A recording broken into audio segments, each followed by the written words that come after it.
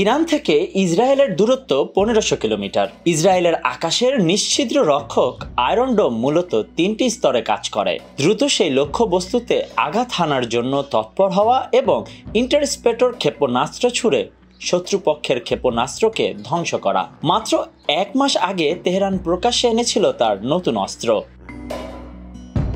শুক্রবার গভীর রাতে সেই মাঝারি পাল্লার ব্যালিস্টিক ক্ষেপণাস্ত্র কাসিম বশির ব্যবহার করেই তারা ইসরায়েলের তেল আবিবে সফল হামলা চালিয়েছে।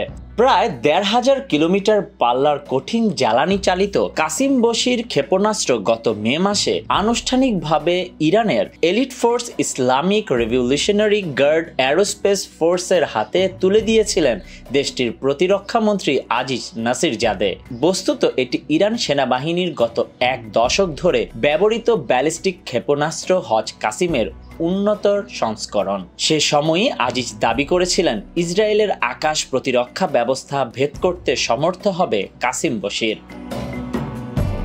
ইরান এবং ইসরায়েলের মধ্যে কোনো সীমান্ত নেই। ইরাক, সিরিয়া বা জর্ডানের মতো দেশের ওপর দিয়ে উড়ে ইরানের ছোড়া ক্ষেপণাস্ত্রকে ইসরায়েলের আকাশসীমায় পৌঁছতে হয়।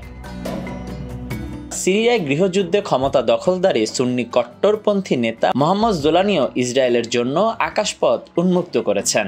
ইরান যে ক্ষেপণাস্ত্র নিক্ষেপ করে সাধারণভাবে প্রথমে ইরাকে মোতায়েন মার্কিন বাহিনী তা ইসরায়েলকে জানিয়ে দেয়। সেখান থেকে আমেরিকা ও ইরাক ক্ষেপণাস্ত্রগুলো আকাশে ধ্বংস করে। এক ধাপ এগিয়ে এবার ইসরায়েলের মিত্র সুন্নি মুসলিম দেশ জর্ডান তার নিজ আকাশে ইন্টারসেপ্ট করেছে ইরানের ক্ষেপণাস্ত্র, কিন্তু উচ্চগতি সম্পন্ন হওয়ায় কাসিম বশির রাডার নজরদারিকে ফাঁকি দিয়ে চলে যায় ইসরায়েল।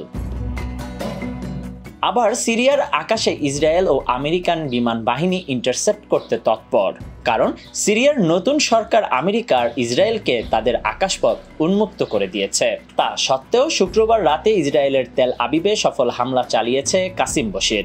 উপসাগরীয় অঞ্চলে মোতায়েন মার্কিন বাহিনী এবং ইসরায়েলে নিজস্ব আকাশ প্রতিরক্ষা ব্যবস্থাকে ফাঁকি দিয়ে এই ক্ষেপণাস্ত্র তেহরানের চমকপ্রদ সাফল্য বলে সামরিক পর্যবেক্ষকদের অনেকেই মনে করছেন।